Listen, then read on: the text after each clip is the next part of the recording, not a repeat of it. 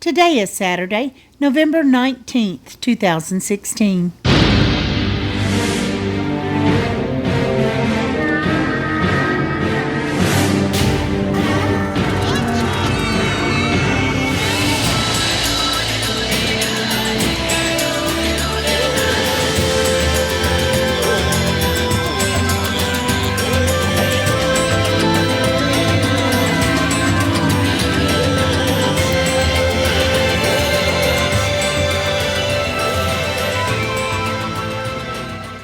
Welcome to the Survivor Fans Podcast. I'm Joanne. And I'm Stacy.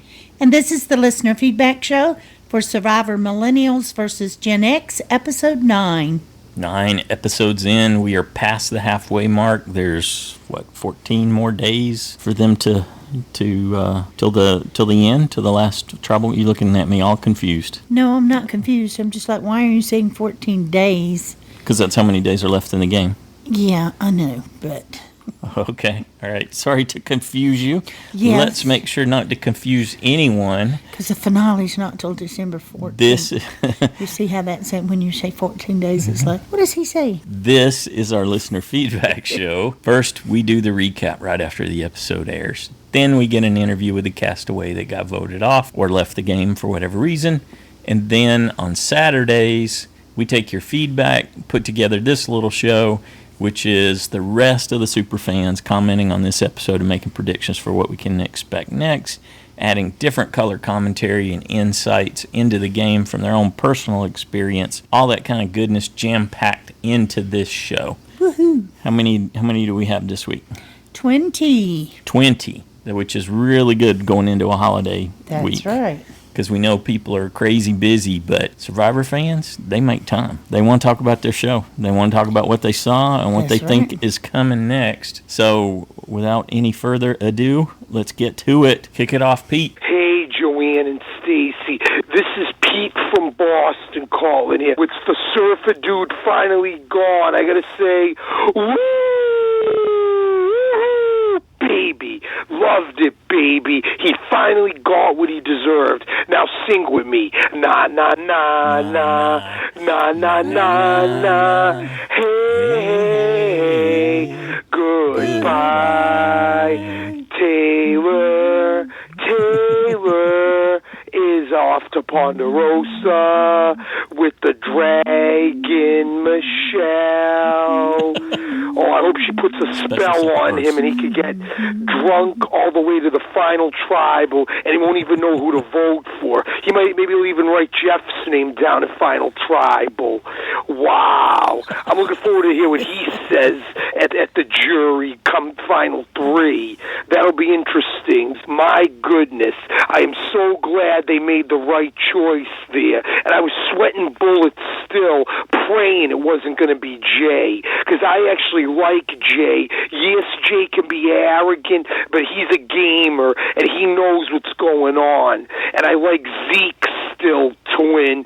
And I just saw an extra clip, and it looks like he's working on everyone, and no one sees it. But not a good episode for Adam, guys. What do you think? Now that Teal has spilled the beans, they're not going to want to trust him. I really am praying Adam could redeem himself, though. I still like him, and I like Brett a little bit. That was so entertaining, seeing my Boston cop there having the time of his life with those cocktails. I'm surprised he didn't do a belly flop, causing his old big body to get red as a beet. Still like Chris, even though we know he's a big threat. And now it looks like, I don't know, guys, we got a double boot coming, and it looks like Dave and Zeke are going to work together, I think. That's going to be very interesting to see those two, who are pretty big power players. And Hannah, I like Hannah. She's something else, but clearly she's not a strategist. That kind of a team to pick with Will and Adam and Jay, who she picked there, with Jess, not a dream team for sure there, compared to Chris's team with Ken and Taylor there and Brett. I mean, come on. That's like a battle of the giants going up against David there. But I still like Hannah. But right now, rooting for Zeke, a little bit with David and Chris. Sunday, I don't know that she has a chance. Haven't seen much of Sunday. But it looks like we got a double boot episode coming, guys. Oh, and I love that tempting by Probst at the immunity challenge, guys. Stacy, you always ask for it. And I can't believe Will stepped in and chose to eat there. Wow. So he clearly felt safe there. It's unfortunate they won't give him beer, but he's because he's still under the age. But hey, who knows? I'm sure he sneaks them like we all do. Haha, I love his deep voice. But I'm digging this season, guys. Take care. Woo. Woo. All right. Thanks, Pete. Yeah, we'll hear some more about Will and the beer as we go through this. Someone else did a little research on the legal drinking age there in Fiji. Okay. Yeah. Thanks again, Pete. Next up, we got a call from Shea. Hi, Joanne. Hi, Stacy. This is Shea. Another great episode. This season does not disappoint. I'm having just like a really hard time trying to figure out who I want to root for. My husband and I talked about it, and just I really wouldn't mind seeing any of these people win. I mean, of course, now that Taylor's gone. And can I get a wahoo, a Pete wahoo for that?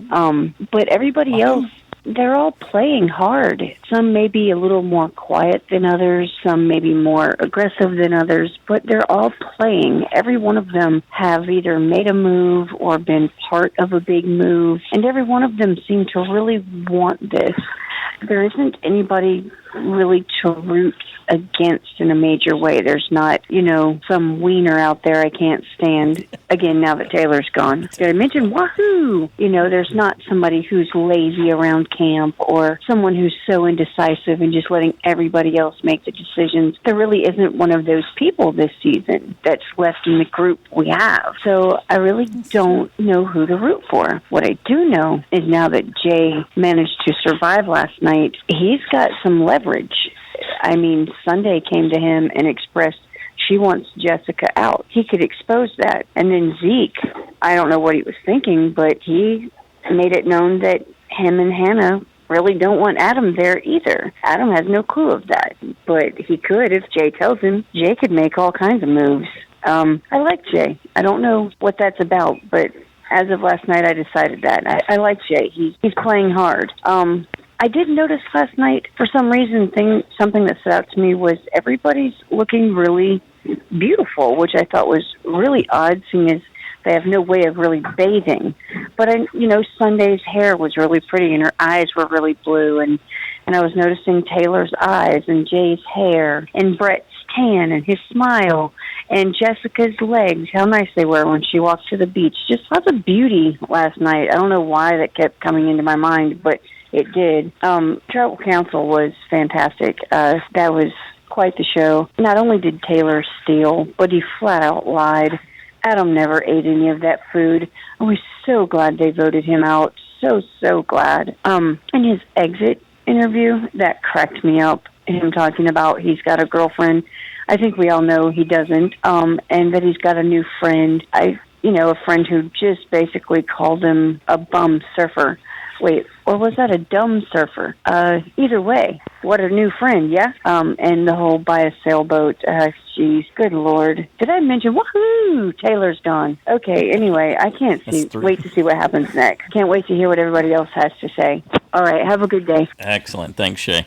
You know what I think is going to hurt Adam more than Adam? having the more than having the advantage. Okay. I don't think people would necessarily hold that against him because they wouldn't have told either. The thing that really hurt him is that he didn't tell about the food, even though, he didn't eat it. He still didn't tell. He didn't share that. His inaction hurt others. And that he told Taylor secrets when they thought he's working with them. But it's Taylor who he told his secrets to, not them. Not unlike Hannah. He couldn't have made worse decisions at multiple points. How can you trust someone that obviously you thought you had an alliance with, and yet he had a closer alliance with the other side? So, I think that hurt him way more than just having that advantage. And his other choices, which had made him seem so unreliable to Zeke and Hannah flipping before. around and going all nuts about not being able to lock paranoia. on and be solid. There is, in the end, there's no trust in Survivor, but you have to form these little time periods, these little pockets of trust to get things done. And Adam's proven that you can't trust him, even for small amounts of time. Well, even when he and Jay were talking out in the water, he was giving Jay way too much Yes. information about the other people. I kept thinking, Adam, shut up. Yeah. You know, you're giving away too much. And Jay's soaking it all in. Yeah, and like Pete and like Shea are just saying, there's reasons to like Jay. We've heard about his charisma, and it affects some people. I'm in the other camp than you guys right now. I don't like Jay.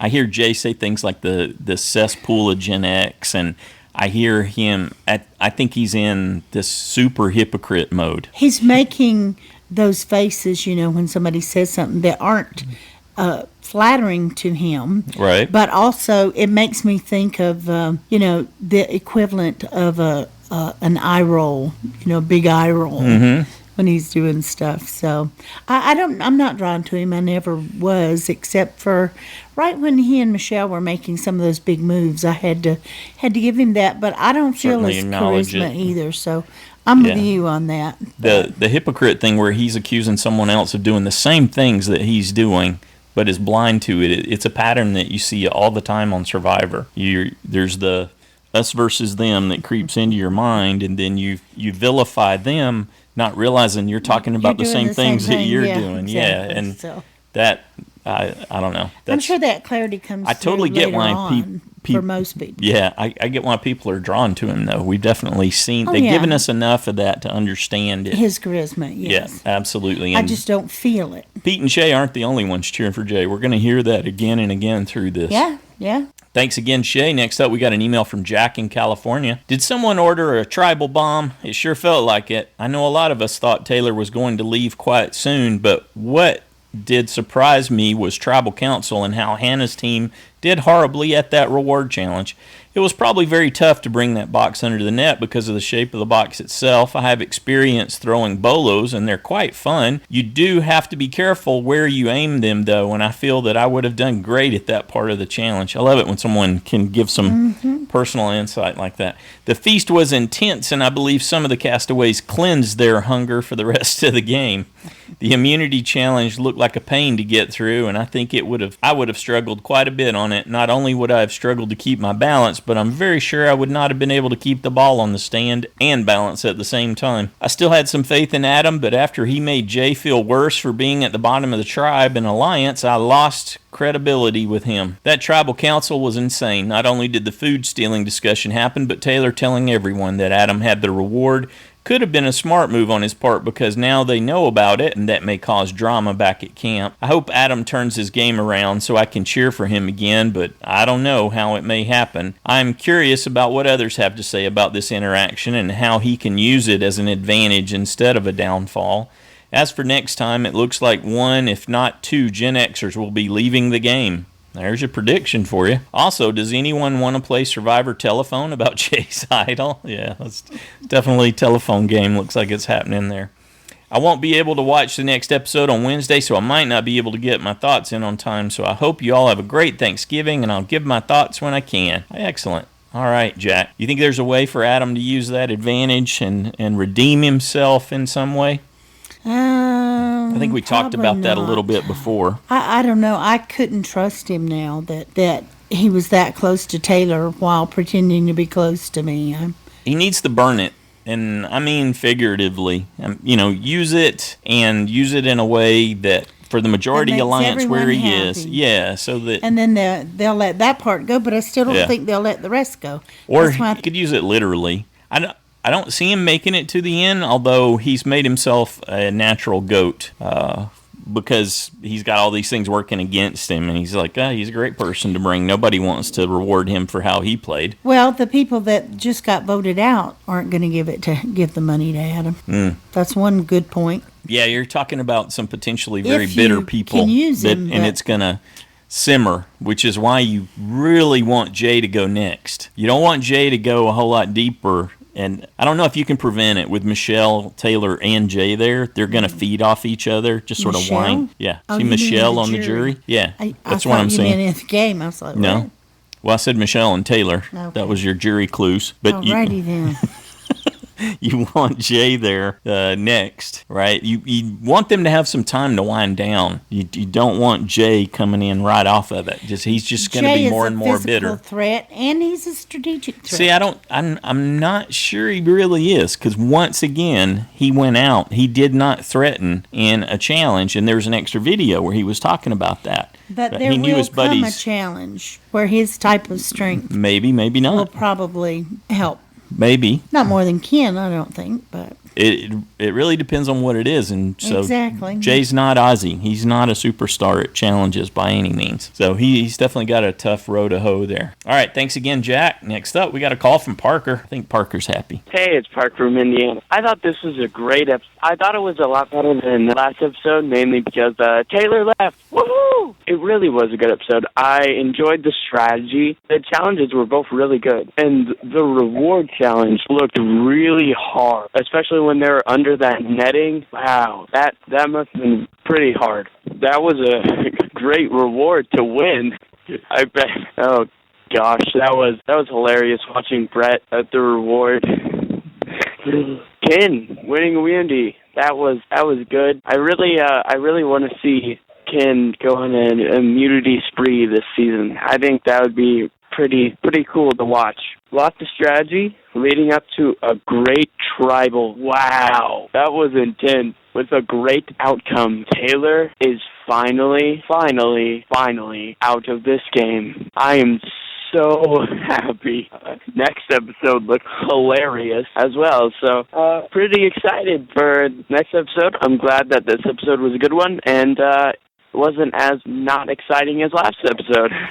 Thanks, Parker. Yeah, I think a lot of people are definitely excited about the result there. I guess my only concern was it's unfortunate that he made the jury. Okay, next up, we got a call from Alia. Hi, this is Alia. I just wanted to say, wow, I did not see that coming. I really thought Jay would go out and give Taylor the idol and he would be going home. And looks like things did not work out the way I wanted them to, and Taylor got sent home. I know it wasn't a blind side for everyone, but it was definitely a blind side for me. I thought Jay would be nice enough to give the idol to Taylor, and Jay would be sent home. But no, the even votes were not as even because most people voted for Taylor, which turned out badly in his favor. But he did play for Fakey, and he did make a great friend, and I think he did do to the best of his abilities. He definitely lasted a lot longer than he should have, as he wasn't much of a threat. So, this may be a little bit of a spoiler alert, but at the end, it shows the scenes for the next episode, and it said that Will told Zeke that Jay had an idol, and Will is Jay's right-hand man. So if Jay finds out, Jay has enough power to take him out of the show. And that's a problem because Will's my favorite character, and I'm not in the Survivor Fantasy League, but I do something kind of like it with my friends, and Will was the most voted to win. And he's the youngest person in the show, and it would be a great thing if he won, because I think he's in it for his family. That's all for now. Thank you. Bye.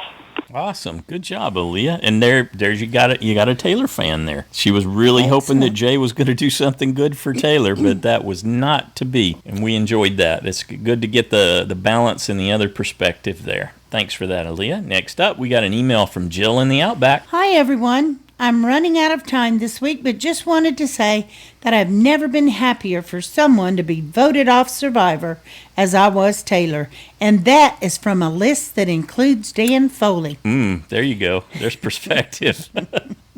I couldn't even bring myself to listen to your interview with him yet. He was just clueless about his own gameplay and general attitude, and it's just a shame that he made the merge. I hate the thought that the Gen Xers are going to start turning on themselves when there is still Jay, Will, and even Adam available to be voted off. Jay is not in such a bad spot now and might even fly under the radar, as other alliances will use him for his vote. But then the next week on Survivor might have all been a red herring, and I have no idea what is going on, like every other episode. 2 hours of Survivor this week. Life is good. Happy days, everyone. All right. Thanks, Jill. Yeah, let's keep it in Australia. Got an audio from Rashmi. Hello, Joanne and Stacy and all my Survivor friends. This is Rashmi from Perth.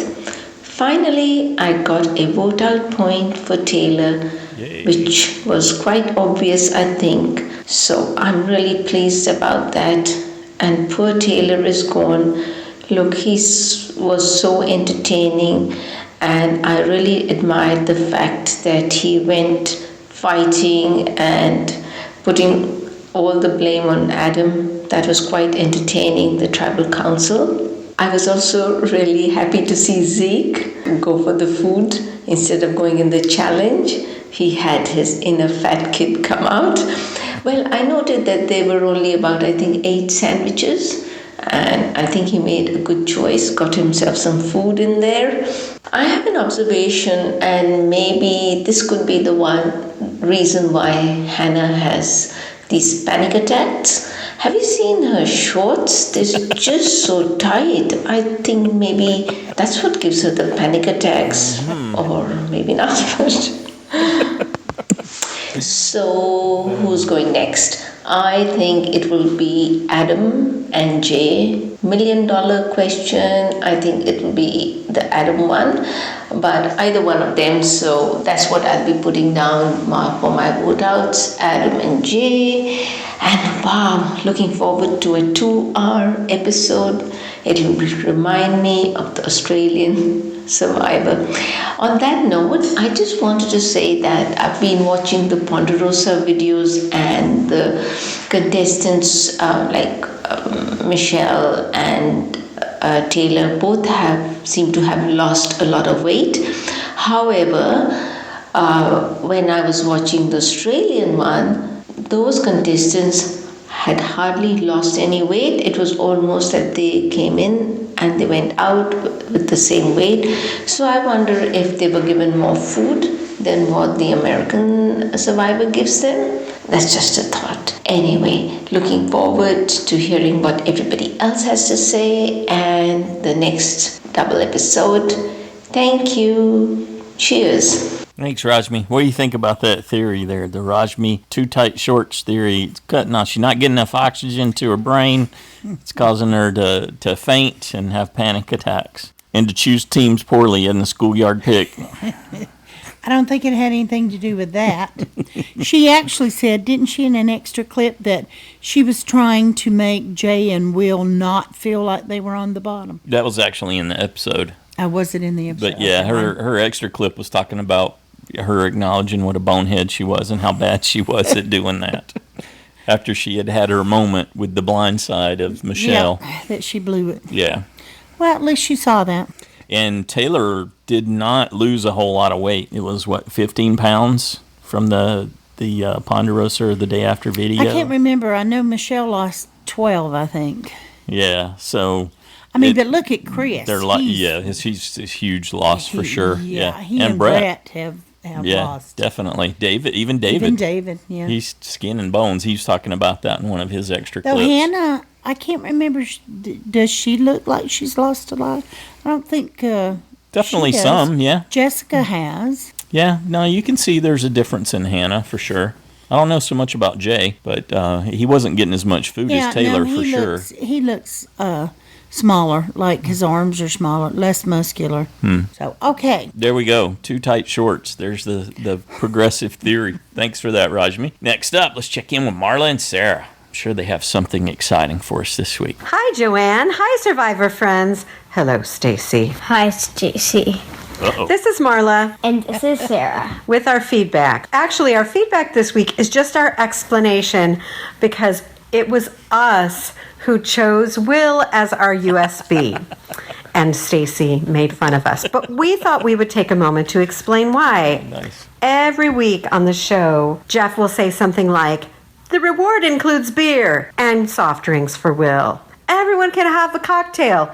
Will, you can't have one. Yay, the reward has milk. And Will goes, woohoo! I just don't really see the other tribe mates using him as a vote out. I think that they're going to start to turn on each other and always think that, oh, Will's a kid. We can get him later. So I really do see him getting to the end. Don't you, Sarah? Yeah. So that was our thinking. And even though you made fun of us, we're staying strong.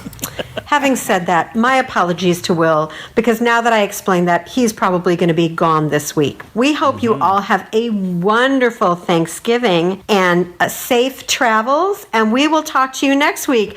Goodbye, everyone. Goodbye, Joanne. Goodbye, Stacy. Farewell, Stacy. Good job, guys. Oh, nice. I enjoyed that. Well, you got Alia. She's certainly in your corner. So she's not playing the fantasy league, but it sounds like she would have chosen him for her USB. Yep. Will, yeah. Okay, I'm not going to make fun of him anymore. Yeah, just Zeke was there. You had Zeke as a choice. What's Will got? Nothing. What's Zeke got? Everything. We'll just leave it at that and move along. I'm going to have to cheer for Will now. Yeah, you do that. You could have switched. I'd say between Will and Hannah, you're about evens. Oh, it was just easier for me. Okay, next up, we got an email from Skippy in Utah. Hi, Joanne and Stacy. At first, I thought the national election and this week's Survivor were similar, so I was excited to send you an email comparing the election and this past week on Survivor until I realized that the only thing they actually had in common was there were two people who most of the rest of the people just overall didn't like. And that's it. Two choices. One choice was a person who the group didn't feel they could trust. He was really shifty, and you never knew if he was telling you the truth or if he was telling you only what he thought you wanted to hear. And all of that is bad until you consider the other person. Then you realize that you were able to put up with some obnoxious qualities from someone whose biggest sin is that they might be lying. After all, everyone will end up lying to you at some point in this game, and that he hid information about an advantage that almost everyone would have kept secret as well. Good point. But what you really can't allow to happen is for someone to stay in the game who goes against not just game rules, but is someone who thinks that the rules don't apply to them at all. So your other choice was a person who laughed at your hunger, who lied about how much food he stole from the group, who enlisted his best friend to eat the food and cover up his lie, and who pinned his lie on his opponent. It was sickening. I guess it does make you think about the national election and how little kids were exposed to some gruesome adult behaviors. I hope none of the kids who listen to your podcast and who call in with their parents ever try to emulate Taylor. Agreed. Amen. Like the national election, parents need to tell their kids that this isn't the way good people behave. This isn't the way that adults should ever behave. So in my attempt to end my letter to you on a happy note, and since we saw that amazing feast that Chris's team won, it made me wonder, what have been some of your favorite rewards you've ever seen on Survivor? It could be someplace cool they got to go. It could be an experience that they had that you thought was particularly awesome. I'm just curious, what are a few of your favorite rewards from previous seasons that you wish you could have had? For me, I remember back in the day there was a person who won and got to take two other people plus their loved ones and go on an overnight visit that involved massages, and if I remember right, on a luxury yacht. Is that China? Sounds like China. I don't know exactly. One of the other rewards back when they had it was someone won a brand new car back when they had some car company as a sponsor that season. I can't wait to hear your responses and to hear from all the other super fans as we get to vent about how bad behavior should not be tolerated. Keep it crispy and may your torches never be snuffed. Thank you, Skippy. I like the ones where they get to interact with the locals and the local customs, and that they prepare food for them. There was one, and I can't remember. Seems like they all one got in a Africa, little, right? Yeah, that one was huge. Yeah, but there was one. It seems like Eric went, and he got high on some drink or peyote or no, it wasn't peyote. What is it? I can't remember what it's called. Yeah, it is a drink. Yeah, it's some kind of drink. Some nasty drink. But they got to be right there in with them, and I think they stayed overnight, didn't they? And they cooked for them, and they got to dance with them and just really get in and feel their culture and share Yeah, those are all great examples. Yeah. So I like the ones that have that kind of thing, and also the ones that involve flying over beautiful Yeah, that scenery was the in a thing helicopter. That's what popped into my mind too when I was reading what Skippy said. It's because we got to do that in Hawaii and Alaska. Kauai, yeah. Yeah, and it makes me think back to when we did that together and how And that was magical really and fun fun. that was. Yeah. I didn't know how I'd like a helicopter, but I Yeah, we didn't liked know it was our first trip ever, right? Yeah, in it's like, Alaska. Okay.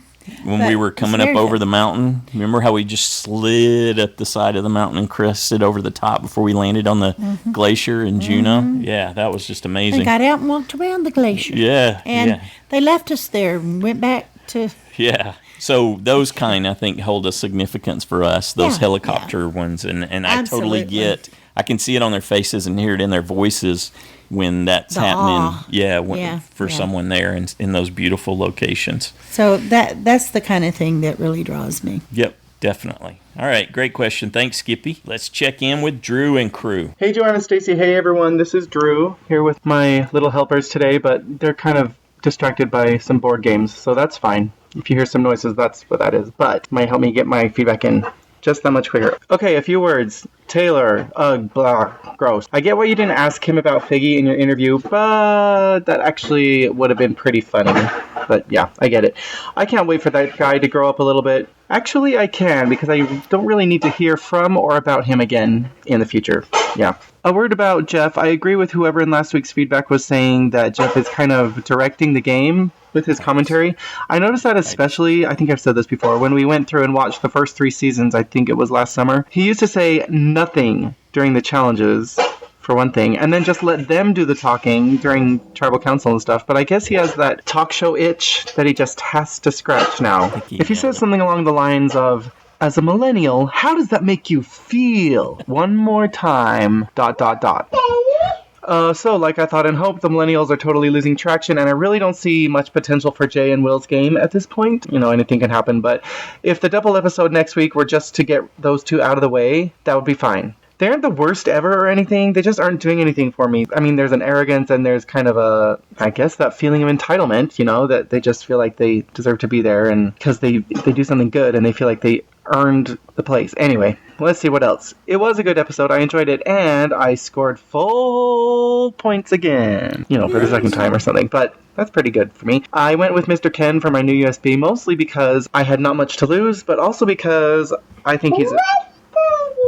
Nice. But also because I think he's a pretty cool dude, and I can see him finessing his way into the finals, and it would be fun to cheer him on along the way while he does. And then, unlike my usual, again, he actually won immunity just after I picked him. Ooh, let's hope that it's not the second episode after. Anyway, I probably should have joined the side challenge this time. I've actually been doing pretty well. So, winner of the week, Ken, because of the aforementioned. Loser of the week, Taylor, because of the aforementioned. The guy just doesn't get it, and unless he gets a clue, he probably never will. I know a lot of people who never really grew out of that stage, so yeah. Have a great weekend, everyone. Talk to you later. Bye. Hey, Charlie, say bye. Bye. Adelaide, say bye-bye. Bye-bye.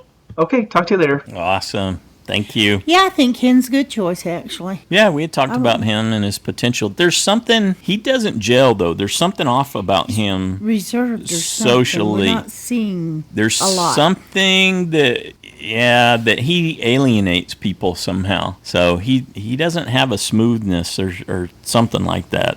It's not. Can't I'm quite not put your sure. finger on it, Yeah. huh? Well, problem is they're not showing us. They didn't show us back when the Gen X tribe was all together. Right, in the original Takali tribe, that there was something off there. We just got reflections of it at times. Right, and Paul said, yeah, we reached out to him, we tried, we did this, we tried to approach him, and then all we get to see is him talking about how he can't believe why they would choose to fall in line under Paul, and multiple people had reached out to Ken at that time. So if you can't figure out how to work with Chris, it makes me think that there's something, you know, not there socially that's going to make it hard for you. I get the appeal, though, and I can see why people are drawn to him. And Drew, you're right. We deliberately... We made a conscious choice not to do that because we didn't Go ahead. No, go ahead and finish your sentence. We were tired of it. Okay, I wasn't going to say it that way, but I felt the reason I didn't want to put any questions in there is because I felt like everyone else would. All the other interviews would do that, and I thought with the Ponderosa video and the letter he gets there and what we got heard everything from you need to know. Figgy, I thought, and he did bring up that he was going to be a father, but I just thought, what else do we really I don't want need to put any know? more energy in it. That's what I Yeah. mean by saying we were tired of it. He's the- not someone that I think is worth that kind of effort Okay. as a player in the game. That seems harsh, but okay. In the context of the game, I don't know the guy personally. There was nothing I wanted to know about him and Figgy, that we didn't already kind of know. I just didn't want to waste time on it where I might could ask him something else. So Yeah. that's why we chose not to. There you go. That's There's why the sweet I chose version. not to do that. Yep. Because I said, do you have a question? You're like, no. And I'm like, okay, well, I don't either. So. Yeah, I didn't say just no, but correct. Well, that's the nice version of. Of No. that. Thanks again, Drew. Next up, we got a call from Kenny. Hey guys, it's Kenny from Dallas.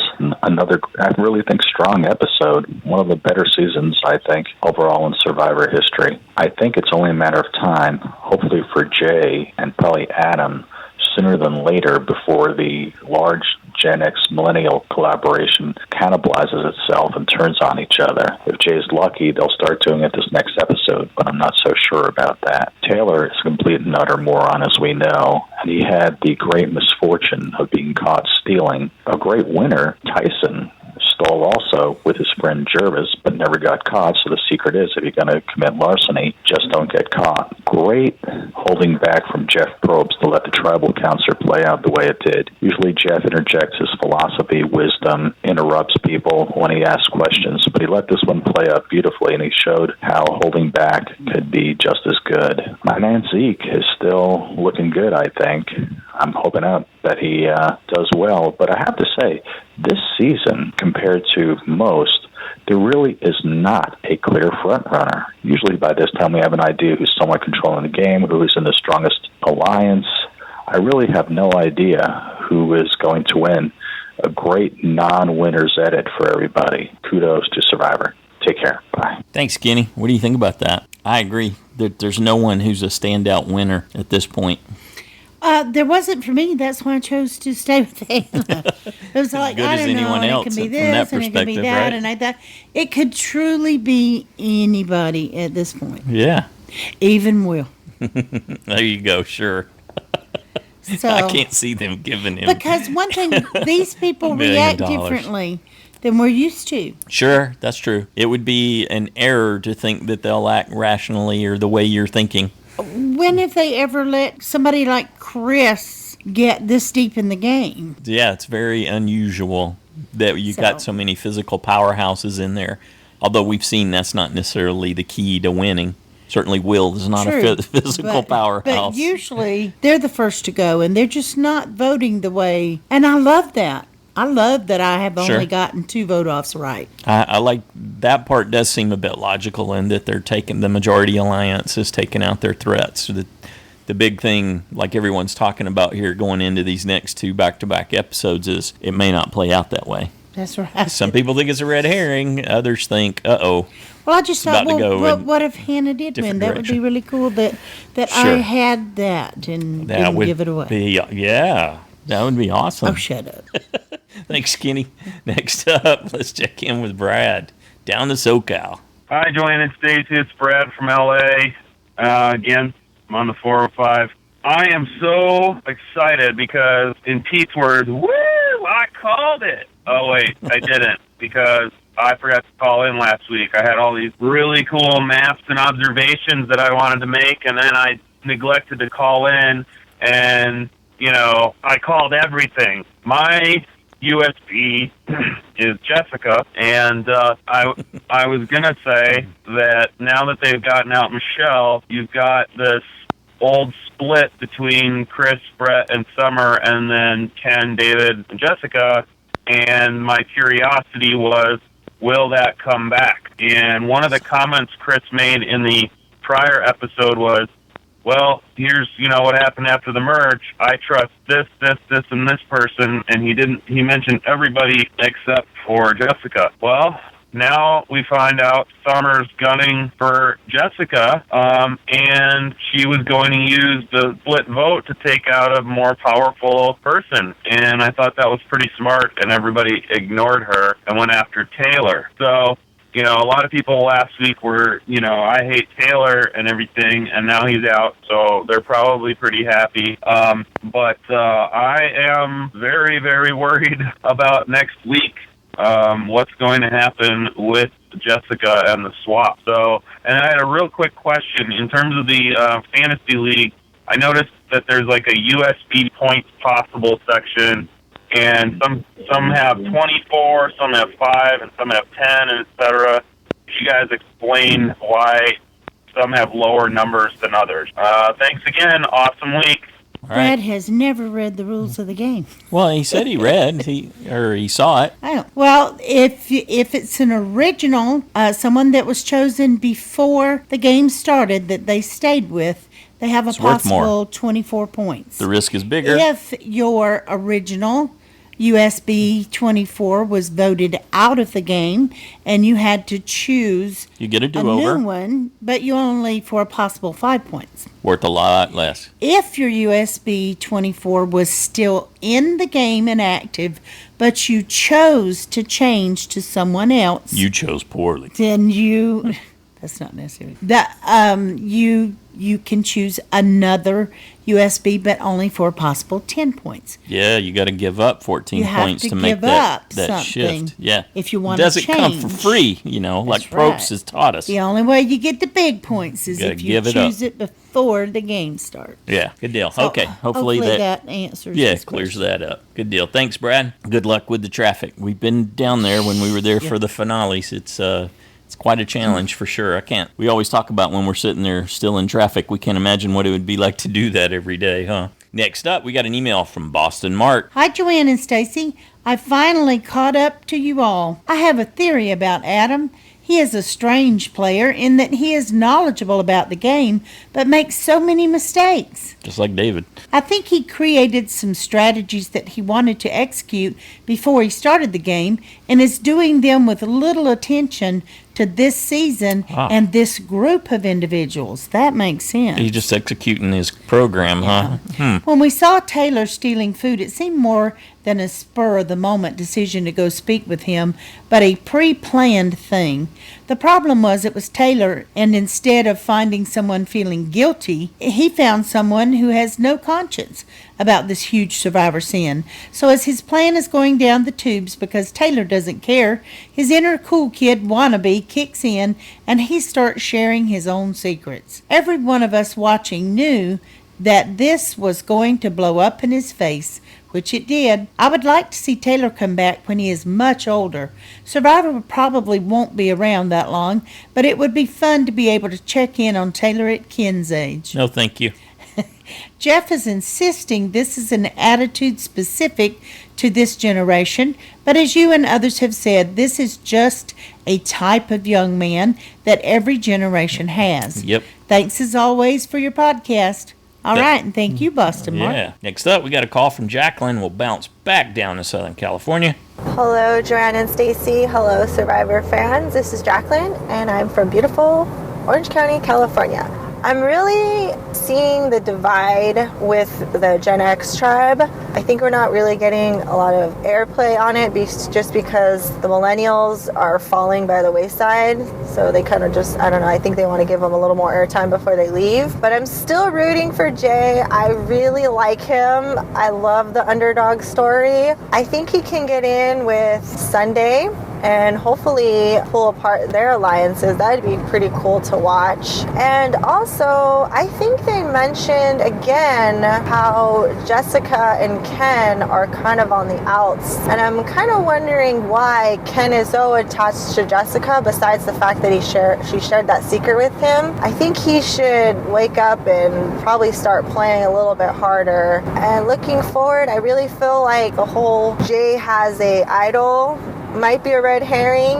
I really hope so, because I really I really want him to win. Joanne and Stacey, what kind of way do you think Jay can get into the final 3? Curious to hear what you guys have to say, because you guys are just so good at analyzing everybody and thinking of different ways that can go down. Does anybody else surprised when Will's voice comes out of his mouth? He has such like a manly voice, and he's so skinny. And he's like only 18. He has such a developed voice. All right, Jared and Stacey, Survivor fans, I can't wait to hear what you guys have to say.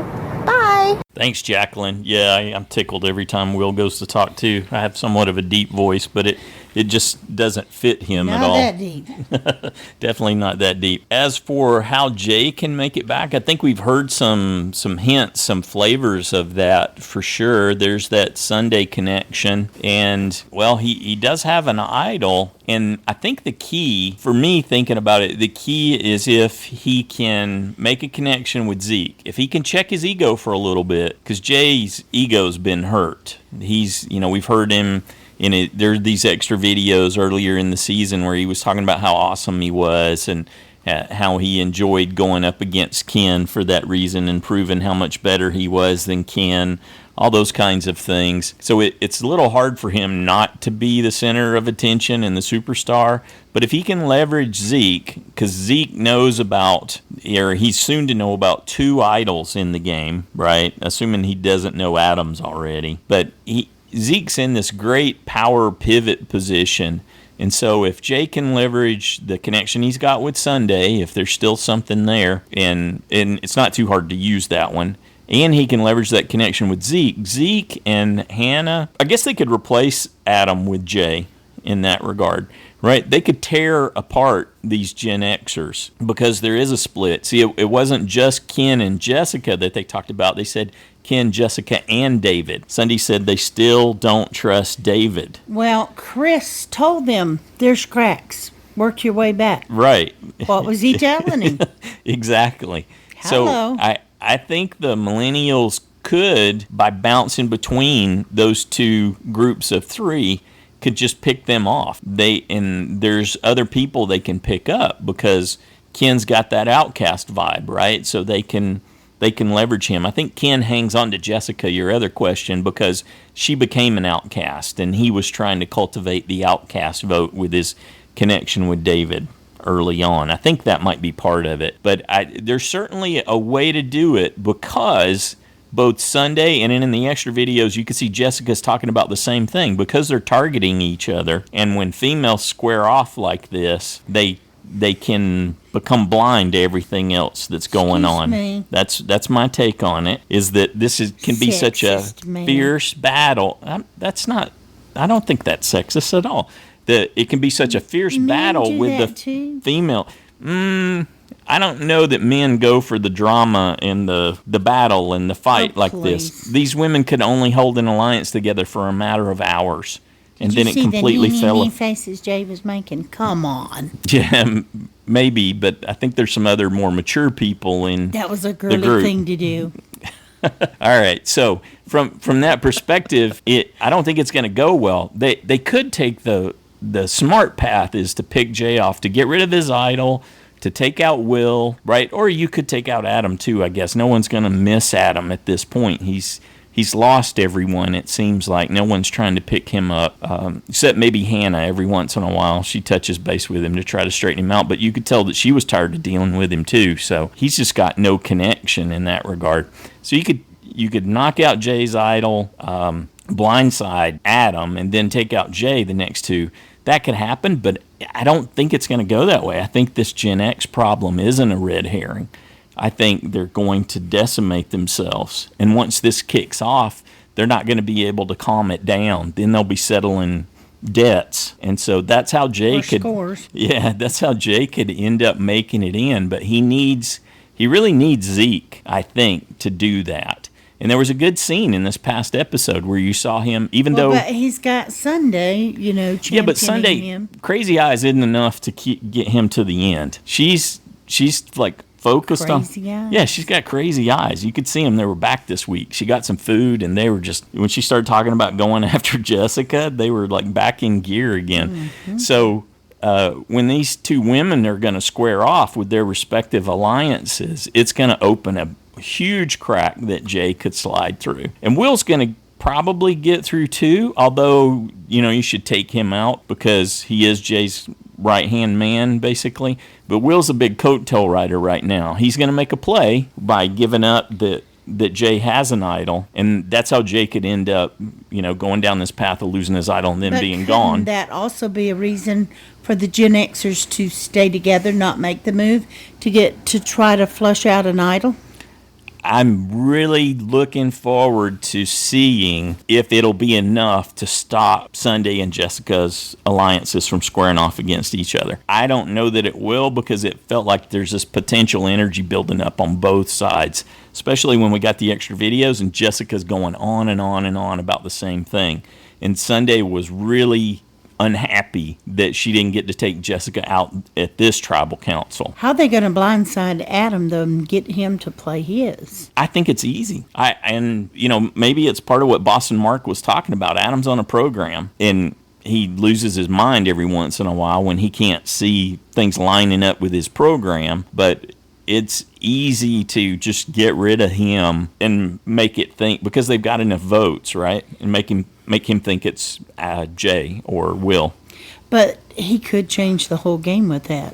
Could. He'd have to get wind of it. Who trusts him enough to tell him? I mean, at this point, you just tell Adam random stuff or, Well, I mean, if he senses something and he plays it. That's different. Yeah, that's for sure different. And, yeah, you don't know what's going to happen when it goes down that way. Well, that's what I'm saying. It could be a big surprise. Okay. All right. So we've covered it. We spent a lot of time on Jacqueline's question there.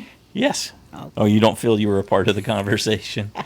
Next up, we got a call from Joe. He's got a theory he wants to share. Here's a fun fact. Goats and sheep are different species, and there are several physical and behavioral differences. Most goats have horns. Many breeds of sheep are hornless. Goats are independent and naturally curious. Sheep prefer to flock together and are more aloof. Hello, Joanne and Stacy and all Survivor fans. Joe from Huntersville, North Carolina. First, I'd like to echo the praises for putting together this outstanding family-friendly Survivor community. I found your podcast after dropping another Survivor podcast that kept dropping the four-letter words. It was hard to listen to in the car with my family. Thank you for creating this community. Well, Joanne and Stacy, I found a sorting hat. Like in the world of Harry Potter, this hat sorts between goats and sheep. Let's try it on a few contestants and find out what they are. First, there's Hannah. Trying on the hat, you can hear her say, "I'm not a goat. I'm not a goat."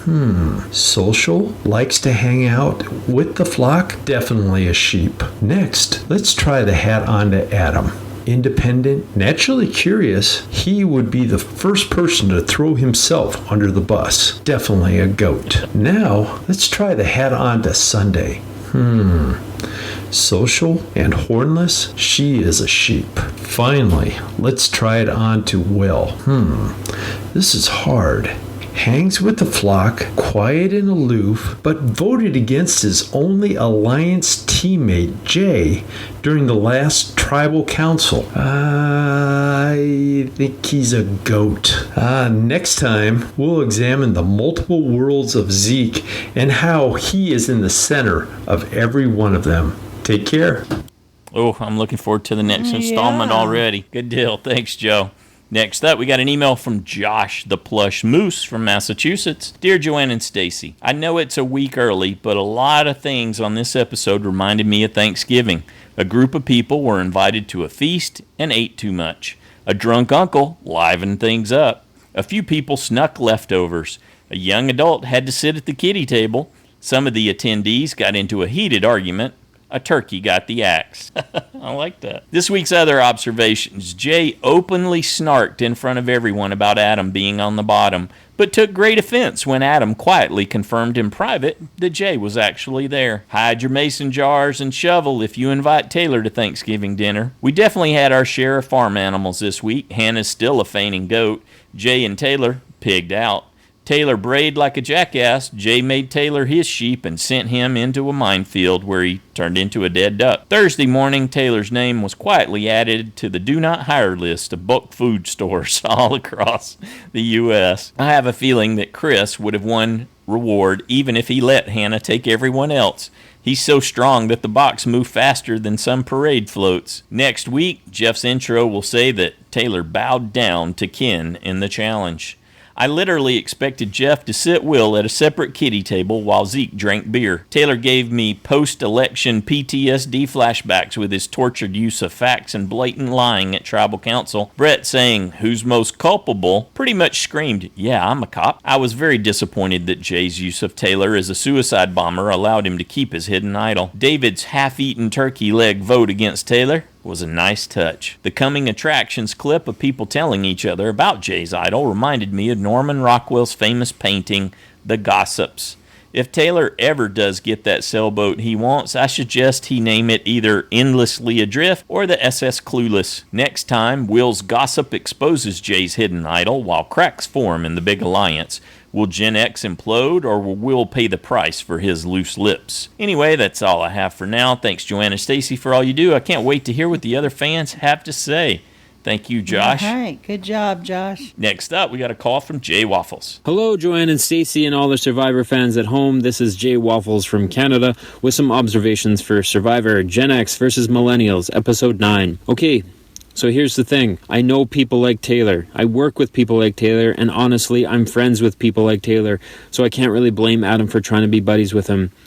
Taylor is just so naive and clueless to anything that is remotely important, such as responsibilities, that I almost envy his c'est la vie attitude. Unfortunately, for him, the real world, much like Survivor, has consequences, and I truly hope that he does right by his new baby. But given that his dream is to sail the West Coast, I'm not sure that fatherhood is much of a priority.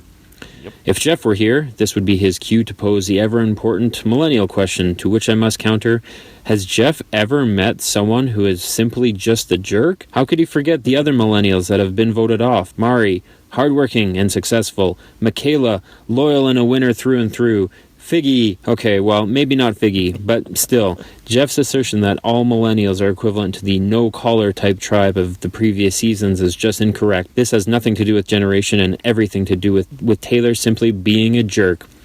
So I echo your request. Please stop it, Jeff. Please? I also thought it was funny that Jeff was so concerned that Will would be drinking the beer. I checked, and the legal drinking age in Fiji is 18, so I wonder if it has something to do with the show's insurance or production rules, but it just seems odd that they would make a point to say that he is simply drinking soda. And speaking of drinking beer, time to circle back with my boy Zeke. I did not waver with the support to my USB and truly still think that he has a great chance for Sole Survivor. I'm not surprised at all the surge of people moving to Team Zeke, but I'm more surprised that David got as many backers as he did. BOLD, bold. It will be interesting to see what plays out next week, but I feel like Jessica's days are finally numbered, and not for any other reason than being on the wrong side of the Gen X alliance. As for the second vote out, I'm not really sure, but if Jessica goes, then Ken could be next. Who knows? Anyways, I'd like to wish my neighbors to the south a very happy Thanksgiving holiday. Bye. Thanks, Jaywaffles. See, they could have let Will drink. Oh, okay. Next up, we got an email from Tyler in Utah. Joanne and Stacy, I decided I wouldn't send in feedback until I finally got a perfect week in JSFL. I guess picking Taylor as my vote out pick was bound to work eventually. I think a lot of folks are in that camp. I have absolutely adored this season so far. I love the way it's been edited. I seriously have been left screaming, "What just happened?" at my TV multiple times this season. I think that David will end up our sole survivor. The tribe swap really helped him get in with Chris, as well as a number of millennials through this new relationship with Zeke, and he already had an alliance with Ken and Jessica. I think he's a smart player and isn't afraid to make moves. He's not just going to sit and let things happen around him. Again, I'll just say I'm loving this season. Make a great day. All right, thanks, Tyler. Bold prediction. David for the win. Next up, we got a call from Crystal. Crystal mentioned something that I've been wondering when someone was going to bring up since we first saw it. Well, let's hear it. Hey, it's Crystal from Georgia. Sorry that my feedback the last time was so long, but this time it'll be short. Just kind of going with how I was thinking during the show this time, too. At the end, the idol, the immunity idol, looks like male genitalia, which I thought was kind of weird. I hate that Taylor took a spot on the show from someone who would have cared and played better. He's not even really good TV, and he's really arrogant and annoying. When and if Ken goes home, please ask him what the lock is for on his necklace. That's all. Thanks so much for what you guys do, and I hope everybody is about to have a really great Thanksgiving. Bye. I'm shocked that it took that long for someone to mention that immunity necklace. Yes, you mentioned it ad nauseum. But just to me. Yeah. Yes, yeah. Well, like, I can't believe nobody says what they may have, but just chose not to mention it? Yes, okay. You didn't choose to mention it. So. Well, right. I was curious if anyone else saw it, if it was just the sort of childish side of me that because you didn't react or anything when I mentioned it the first time. But you can see it, right? I mean, it's like one of the Disney animation guys. Anything we need to really went to the Survivor props department. Ponder upon. Okay, all right. So I'll move on. I also agree with you, Crystal, about taking up a slot. That's like I was talking about before, not putting any more energy into that particular castaway. Same way I think about trolls. And I'd already made that same note. I'm pretty adamant about I want you to come play.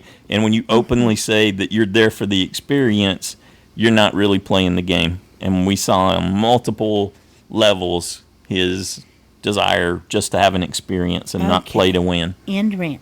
All right. And I'd already made a note about Ken's lock, too. I'm curious about that. So we'll definitely ask that in the interview when we get the chance, whether it be sooner or later. Thanks again, Crystal. Next up, we got a call from Paul. Hey, Paul in Louisiana here, and wow, what a fun episode that was. And what a great tribal council as well. But I'll admit that I was blindsided because I was positive we were going to see Jay and Adam pit their idols against each other. In the end, I'm happy it didn't happen because it makes trying to predict the future all the more harder. Now, myself, I believe that Sunday is working her way off the island by gunning for Jessica. Mm-hmm. All of that was superfluous information that didn't do anything to further the storyline in this episode, so it will most likely tie into something we're about to see happen. Poor Sunday just can't understand why Jessica would be standoffish towards her after she threw Jessica under the bus and then tried to blindside her. And rather than apologizing and trying to mend the relationship, she just wants to see Jessica out there. Sorry seems to be the hardest word, huh? I just think it's the wrong way to handle things, and that it's a recipe for disaster for Sunday. So, what do we have in play out there? 3 idols, an advantage, and a legacy advantage. That's a lot of power floating around. The only thing that's known right now is Adam's advantage, so what he needs to do is steal the next thing Jay wins and be done with it. Will Adam manage to keep it together and last in this game? Sadly, I think that most of us agree that it just can't happen. Adam's playing the way I expected Will to, although I understood why he was so upset during Tribal. If I had those 2 smug mugs laughing at me as they lied and twisted facts, I'd be a little off the handle as well. So I suspect that Will is going to start winning challenges and that he'll be safe in both episodes this week. With the Gen Xers talking about getting rid of Chris, which is a bad idea because I like him, it appears to me that Will wins immunity and is safe. And with Jay having an idol, Gen X has to start thinking about someone in their own alliance. The tricky part is that Gen X has a huge division, and there are 3 idols and an immunity in play there. It isn't going to be easy to pick 2 vote-offs, and picking 4 safe picks is even going to be worse since they have to survive 2 tribals. Still, I think Jay will end up being one of those 2 vote-offs, and I really want to say Sunday is the other, but I'll probably choose Adam instead. If he plays his idol in that first episode, it'll be more reason not to trust him and write his name down. You know, I've gone round and round on this so many times that I am completely lost. This is how I feel right now, but 2 minutes from now when I send this off, I'll probably have different feelings altogether. The one thing I do know is that I'm going to have a great Wednesday night watching 2 episodes in a row. So everyone enjoy, happy Turkey Day, and take care. Bye. Excellent. Thanks, Paul. Yeah, it's definitely going to be challenging to do picks this week. That seems to be the consensus, though, right? We heard the Jay Sunday a couple times there, or sorry, Jay and Adam, too. So it It could be for sure. It does feel like they're cooking up an exit for Sunday and Jessica too, or at least one of them for sure, like Paul was talking about. So I think Jay, Sunday, and Adam, and then Will. So you're saying my girl Hannah's going to be the last girl standing? Oh, yeah, very likely. Yeah. I don't know that she'll make it to the end, but like Joe was talking about, she's definitely a goat, or as Josh puts it, a fainting goat. And with those tight shorts causing her to lose her consciousness, what better choice to have sitting by you at tribal council? She'll get excited, confused, hyperventilate, and pass out. You'll have sympathy for her, but she won't get a vote. Or she'll surprise us. No votes for the goat. Oh yeah, that's right. Yeah, she could surprise us. You're right, hon. But I think Zeke would love to have Hannah sitting beside him there. Yeah, I think so too. Mm-hmm. That's why I thought she could at least get there. Yeah. Okay. No points though. No points. Anything else you want to say about where we stand and your thoughts on who's going to go? You think they'll be able to get Jay out in this double episode? I just don't know. At a minimum, get rid of that idol. You definitely want to get rid of that idol. Now it's going to be common knowledge. Yeah. It's going to be the one everyone knows.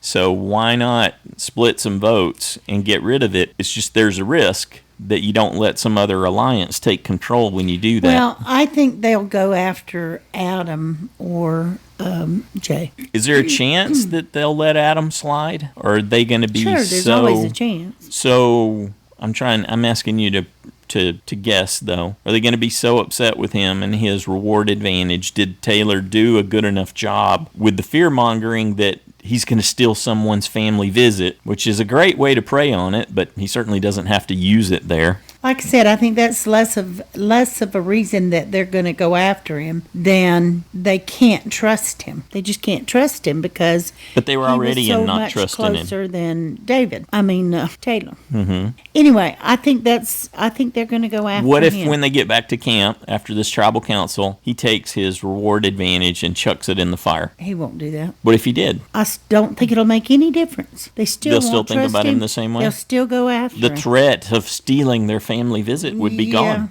I don't think it's about that. I just said that. Is it a way to rebuild trust? No.